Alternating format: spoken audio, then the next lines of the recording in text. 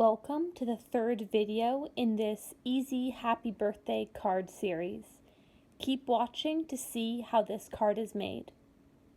Shown here and also linked below are all of the supplies that you'll need to make this card. You really don't need much, just some paper for the base of your card, a pencil, a silver pen, and then also a thin black pen. The first step is to take your base paper and pencil and simply draw out the design. This step will probably take you the longest to get everything laid out appropriately, but then once you have the design, or essentially just the words here laid out, then it's really easy to go back in with your silver and black pens and finish everything up. The first step is to take your silver pen and simply color in all of the lettering or fill it in solid silver. Here I'm using my favorite silver pen, which is the Michael Recollections pen. You can buy these individually or they come as a set of 3 in silver, gold, and copper.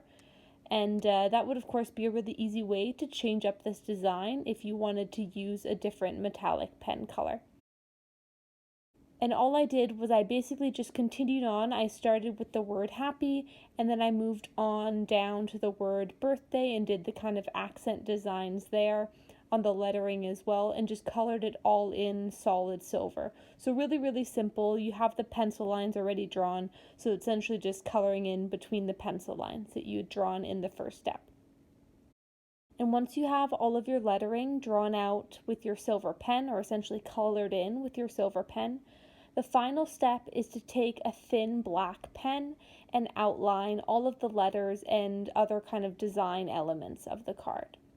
Here I'm using a Faber-Castell pen in size XS or extra small. You could really use any thin black pen that you have, but I wanted a really thin line around the lettering, so I of course used the thinnest tipped black pen that I had around. And basically just meticulously outline all of the various components and letters until you've gone around everything.